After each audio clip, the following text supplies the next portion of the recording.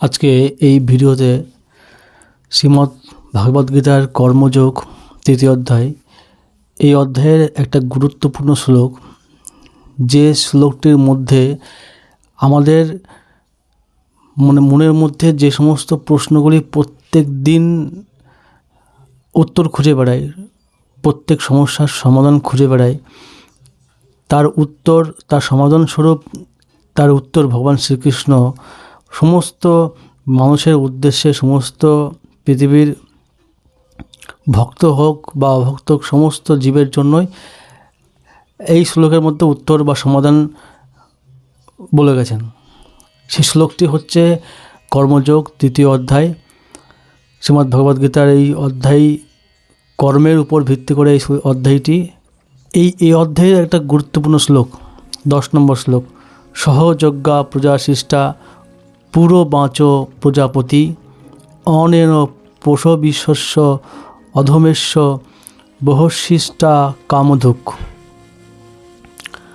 অনুবাদ প্রভুপাদ লিখছেন, সৃষ্টির প্রারম্ভে সৃষ্টিকর্তা যজ্ঞাদি সহ প্রজা সকল সৃষ্টি করে বলেছিলেন যে এই যজ্ঞের দ্বারা তোমরা উত্তরোত্তর সমৃদ্ধ হও।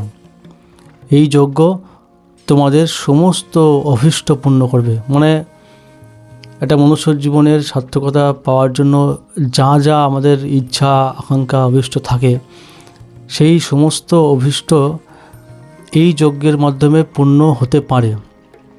যখন প্রজাপতি ব্রহ্মা, সৃষ্টিকর্তা ব্রহ্মা এই ব্রহ্মাণ্ড সৃষ্টি করেছিলেন, ভগবান পরম পুরুষোত্তম ভগবান কৃষ্ণের নির্দেশেই সেটা করেছিলেন, তথাপি তিনি একটা উপায় আমাদেরকে বলে গেছিলেন প্রত্যেকটা জীবের জন্য, যে এই যজ্ঞ দিলাম, এই যজ্ঞের মাধ্যমেই তোমার সমস্ত অভীষ্ট পূর্ণ হতে পারে। তাৎপর্যে প্রভুপাদ লিখছেন, ভগবান শ্রী বিষ্ণু এই জড়জগৎ সৃষ্টি করে মায়াবদ্ধ জীবদের ভগবত ধামে ফিরে যাওয়ার সুযোগ করে দিয়েছেন। পরমেশ্বর ভগবান শ্রীকৃষ্ণের সঙ্গে তাদের যে নিত্য সম্পর্ক রয়েছে, সেই সম্পর্কের কথা ভুলে যাওয়ার ফলেই জীব এই জড়া প্রকৃতিতে পতিত হয়ে জড় বন্ধনের দ্বারা আবদ্ধ হয়ে পড়েছে। বেদের বাণী আমাদের এই শাশ্বত সম্পর্কের কথা মনে করিয়ে দেয়। মানে মনুষ্য জীবনের যত সমস্যা, তার একটাই বীজ, সেটা হচ্ছে একটাই প্রধান কারণ, সেটা হচ্ছে পরমেশ্বর ভগবান শ্রীকৃষ্ণকে অগ্রাহ্য করা বা তাকে ভুলে থাকা। তার সঙ্গে যে জীবের নিত্য সম্পর্ক, এই সম্পর্কের কথা ভুলে রয়েছি বলে আমাদেরকে এই দুঃখ দুর্দশার মধ্যে পতিত হয়ে রয়েছি। এটা শ্রীমদ্ ভগবদ্গীতা বলছে। আর এই শ্রীমদ্ ভগবদ্গীতা, আমাদের সনাতন শাস্ত্র, বেদ, এগুলির একমাত্র লক্ষ্য হচ্ছে ভগবানের সঙ্গে যে আমাদের নিত্য সম্পর্ক, অনিত্য না, নিত্য, নট টেম্পোরারি, পার্মানেন্ট সম্পর্ক, এটাকে মনে করিয়ে দেওয়াই হচ্ছে এই শ্রীমদ্ ভগবদ্গীতা, এই সমস্ত শাস্ত্রের মূল লক্ষ্য। ভগবদ্গীতায় ভগবান বলেছেন, বেদেশ্চ সর্ব রহমেব বেদ্য। ভগবান বলছেন যে বেদের উদ্দেশ্য হচ্ছে তাকে জানা। বৈদিক মন্ত্রে বলা হয়েছে প্রতি বিশ্বাস্য আত্মেশ্বরম। তাই সমস্ত জীবের ঈশ্বর হচ্ছে ভগবান শ্রী বিষ্ণু। শ্রীমদ্ ভাগবত শ্রী শুকদেব গোস্বামী নানানভাবে সেটা বর্ণনা করেছেন যে ভগবান হচ্ছেন সব কিছুরই পতি। ভগবান বিষ্ণু হচ্ছেন প্রজাপতি। তিনি সমস্ত জীবের প্রতি, তিনি সমস্ত বিশ্ব চরাচরের প্রতি, তিনি সমস্ত সৌন্দর্যের প্রতি, এবং তিনি সকলের ত্রাণকর্তা। তিনি এই জড়জগৎ সৃষ্টি করেছেন যাতে জীব যজ্ঞ অনুষ্ঠান করে তাকে তুষ্ট করতে পারে, এবং তার ফলে তারা এই জড়জগতে নিরুদ্বিগ্নভাবে সুখে এবং শান্তিতে বসবাস করতে পারে। আমরা ভাবি যে ভগবত ভক্তির পন্থা অবলম্বন করলে শুধুমাত্র পরলোকে গিয়ে, শুধুমাত্র বৈকুণ্ঠলোক যেতে পারলে বা স্বর্গলোকে গিয়ে সেখানেই ভালোভাবে থাকা যায়, কিন্তু না, ভগবত ভক্তির পথ অবলম্বন করলে পরের জন্মে ছেড়ে দাও, এই জন্মে ভালোভাবে সুখে শান্তিতে বসবাস করা যায়। তারপর এই জড়দেহ ত্যাগ করার পর তারা ভগবানের অপ্রাকৃত লোকে প্রবেশ করতে পারে। বলছে যে নিরুদ্বিগ্নভাবে সুখে শান্তিতে বসবাস করতে পারে এই জগতে। তারপর আবার এই জড় দেহ ত্যাগ করার পর তারা ভগবানের অপ্রাকৃত লোকে প্রবেশ করতে পারে। অপার করুণাময় ভগবান মায়াবদ্ধ জীবের এই জীবের জন্যই এই সমস্ত আয়োজন করে রেখেছেন। যজ্ঞ অনুষ্ঠান করার ফলে মানে ভগবান তোমার জন্য মানে সে 5 স্টার হোটেলের ফেসিলিটি তোমার করে রেখেছেন পরলোকে। এমনকি এই লোকেও তুমি সুন্দরভাবে সুখে শান্তিতে বসবাস করতে পারবে। তারও কিছু টিপস এবং ফর্মুলা বলে গেছে শ্রীমদ্ ভগবদ্গীতায়, কিন্তু সেটাকে আমাদেরকে জীবনে অ্যাপ্লাই করতে হবে, অবলম্বন করে চলতে হবে সেই পথে। শুধুমাত্র পড়লাম জানলাম কিন্তু অ্যাপ্লাই করলাম না লাইফে, তাহলে কিন্তু সেই বেনিফিটটা আমরা পাবো না। তাই বলছে অপার করুণাময় ভগবান মায়াবদ্ধ জীবের জন্য এই সমস্ত আয়োজন করে রেখেছেন। যজ্ঞ অনুষ্ঠান করার ফলে বদ্ধ জীব ক্রমশ কৃষ্ণ চেতনা লাভ করে এবং সর্ব বিষয়ে ভগবানের দিব্য গুণাবলী অর্জন করে। বৈদিক শাস্ত্রে এই কলিযুগে সংকীর্তন যজ্ঞ অর্থাৎ সংবদ্ধভাবে উচ্চস্বরে ভগবানের নাম কীর্তন করার নির্দেশ দেওয়া হয়েছে। শ্রীচৈতন্য মহাপ্রভু এই সংকীর্তন যজ্ঞের প্রবর্তন করে গেছেন, যাতে এই যুগের সব জীবই এই জড় বন্ধনমুক্ত হয়ে ভগবানের কাছে ফিরে যেতে পারে। সংকীর্তন যজ্ঞ এবং কৃষ্ণ ভাবনা একই সঙ্গে চলবে।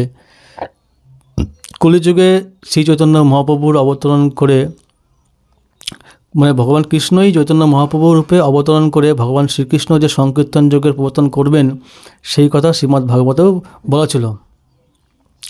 এই কলিযুগে যথেষ্ট বুদ্ধিমত্তা সম্পন্ন মনীষীরা সংকীর্তন যজ্ঞের দ্বারা পার্শ্বযুক্ত ভগবান শ্রী গৌর হরির আরাধনা করবেন। বৈদিক শাস্ত্রে আর যে সমস্ত যাগযজ্ঞের কথা বলা হয়েছে সেগুলো অনুষ্ঠান করা এই কলিযুগে সম্ভব নয়, কিন্তু সংকীর্তন যজ্ঞ এত সহজ এবং উচ্চ স্তরের যে সকল উদ্দেশ্যে অনায়াসে যে কেউ এই যজ্ঞ অনুষ্ঠান করতে পারে এবং ভগবদ্গীতায়ও সেটা প্রতিপন্ন করা হয়েছে। অর্থাৎ যেটা প্রথমেই বলেছিলাম এই শ্লোকটি শুরু করার আগে, যে প্রজাপতি ব্রহ্মা ভগবান শ্রীকৃষ্ণের যে যজ্ঞ আমাদেরকে সমস্ত সমস্যার সমাধান স্বরূপ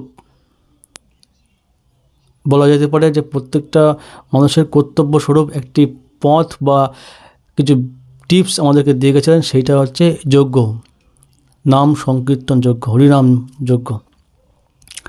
এই যজ্ঞ করার আমাদেরকে আদেশ দিয়েছেন, নির্দেশ দিয়েছেন,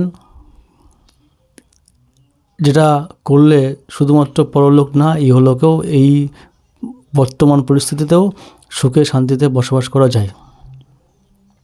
এখন অনেকে বলবে যে আমরা এখন আধুনিক যুগে যেখানে চন্দ্রযান 2 চলে যাচ্ছে সেখানে আমরা কেন এরকম শাস্ত্রের কথা শুনবো, কেন আমরা এখন বিজ্ঞানী এত প্রগতি। দেখুন বিজ্ঞানী প্রগতি হচ্ছে বলেই তো America, Greenland, Russia, Ukraine, Pakistan, Bharat, Bangladesh, এই যে সমগ্র পৃথিবীতে যে পরিস্থিতি, দ্বিতীয় বিশ্বযুদ্ধের আশঙ্কা, এটা কিন্তু আমাদের সুস্থ মস্তিষ্কে সুস্থ মানুষের মধ্যে কিন্তু এটা একটা এফেক্ট পড়ছে। মানুষ কিন্তু অনেকটা টেকনোলজির দিক থেকে অর্থনৈতিক দিক থেকে স্বাচ্ছন্দ্যবোধ করলেও মানসিক দিক থেকে যে সুখ বলতে স্বাচ্ছন্দ্য বলতে যেটা বোঝায় সেই রকম পরিস্থিতিতে কিন্তু মানুষ এখন নেই। তাহলে আমার অর্থনৈতিক উন্নতি করে কী লাভ, প্রগতি করে কী লাভ, টেকনোলজি উন্নত করে কী লাভ, যদি আমাদের মানুষের গড় আয়ু যদি বৃদ্ধি না পায়, যদি মানুষের স্বাচ্ছন্দ্যভাবে মানুষ বাঁচতে না পারে, সবসময় মনের মধ্যে ভয় থাকে, তাহলে সেই রকম প্রগতির কোনো প্রয়োজন নেই এই সমাজে। সুতরাং মানসিক শান্তি সর্বাধিক গুরুত্বপূর্ণ অর্থনৈতিক প্রগতির থেকেও। তাই আমাদেরকে কীভাবে মানসিক শান্তি থাকবে, কীভাবে আমরা স্বাচ্ছন্দ্যে সুখে শান্তিতে বসবাস করতে পারবো, সেটা বড় জিনিস না। আমাদেরকে বিভিন্ন দেশ সমৃদ্ধশালী হচ্ছে, পৃথিবী এগিয়ে যাচ্ছে, কিন্তু মানুষ পিছিয়ে যাচ্ছে, এটাই হচ্ছে বাস্তবিক পরিস্থিতি। তাই আমাদেরকে সুখে শান্তিতে